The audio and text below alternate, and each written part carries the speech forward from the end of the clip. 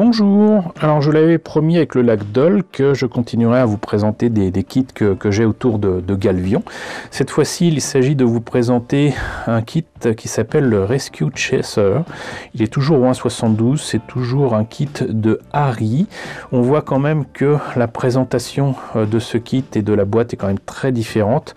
On a un fond blanc alors que le précédent était un fond on va dire jaune. Le kit m'a l'air d'être un méca design plus proche de Transformers qu'autre chose. Je rappelle quand même que au moment où Galvion est sorti au Japon, Transformers ça n'existait pas. Reste que l'illustration est assez étrange avec des doigts boudinés ici, avec des proportions qui m'ont l'air assez bizarres, mais bon, ça en jette quand même. Là, on a de nouveau la pub pour les autres kits disponibles avec un nouveau qui est très semblable au Rescue Chaser mais en rouge. Le Galvion que je vous ai présenté plusieurs fois. Là, cette fois-ci, on a enfin des images en couleur du Rescue Chaser pour le Mecha Design original. Voilà, il m'a pas l'air d'être fabuleux. Mais bon, je me l'étais fourni avec plaisir et apparemment je l'avais eu au prix japonais de 560 yens, alors que à l'époque il était proposé à combien, que je vous dise pas de bêtises, à 600 yens. Voilà, donc ce qui fait moins de 5 euros. On a vu la boîte, et maintenant je vous propose de voir à l'intérieur ce que ça donne. Alors qu'est-ce que ça donne? De nouveau, reprise de l'illustration de la boîte, les pièces en présence avec ce qu'il faut peindre. Voilà. Hop. Ici, on commence apparemment par les bras, pièces à l'ancienne, hein, donc il faut coller, faire attention quand même avec les articulations pour éviter de les coller avec. Mais vous voyez que les mimines, voilà, il faut coller ça et faut coller les pièces d'articulation. Des membres ici pour que ça puisse tenir, et puis ensuite faut poncer, voilà, parce que sinon ça fait des jointures disgracieuses. Ensuite ça m'a tout l'air d'être des articulations pour le torse, c'est assez étonnant.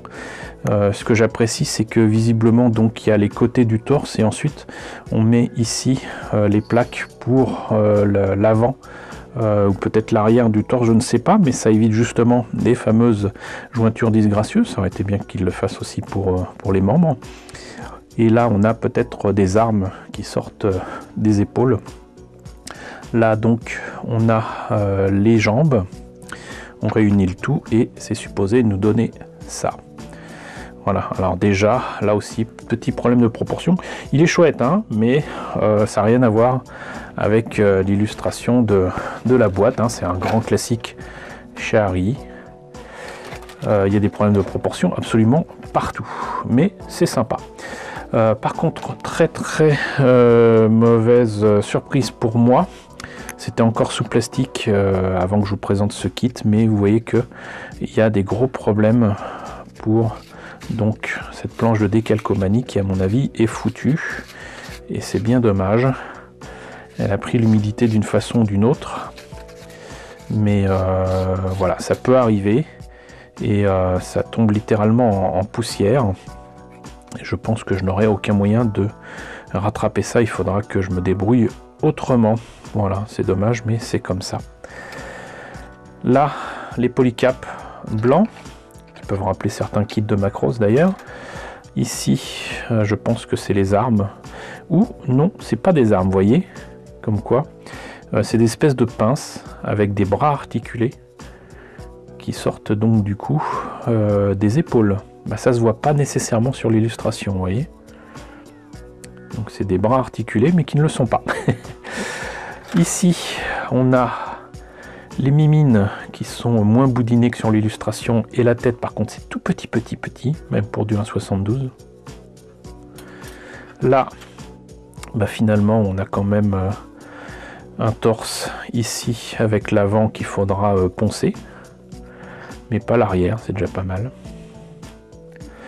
Avec les pieds, les cuisses, et enfin la dernière grappe ici avec le reste des jambes et des bras et l'arme.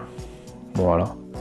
Bon, ça m'a l'air sympathique sans pour autant casser trois pattes à un canard, mais par contre c'est vrai que c'est un sujet beaucoup moins classique que du Macross, du Gundam ou même du Dorvac. C'est un peu moins connu. Le seul attrait pour moi, c'est que Galvion, encore une fois, c'est des maquettes qu'on a eues par Soklen et qu'on trouvait un peu partout et qui suscitaient non seulement de l'intérêt mais de la curiosité pour moi. Voilà, et ben écoutez, c'était le Rescue Chaser au 1,72 d'Ari de Galvion. J'espère que la présentation de ce kit super vintage vous a intéressé. N'hésitez pas à me dire ce qu'il en est dans la section commentaires. N'hésitez pas à liker, c'est très important. N'hésitez pas à partager, n'hésitez pas à vous abonner si ce n'est pas déjà le cas. Coucou aux nombreux abonnés qui nous ont rejoints ces derniers temps, bienvenue ici. Coucou aux grands anciens qui me suivent depuis 5 ans. Merci à tous de votre fidélité, merci à tous de votre soutien sur Tipeee et sur Paypal. Surtout prenez soin de vous, surtout en ce moment. Je vous laisse avec la liste des contributeurs de la chaîne et je vous dis à très bientôt, je l'espère, pour la présentation d'autres maquettes Galvion.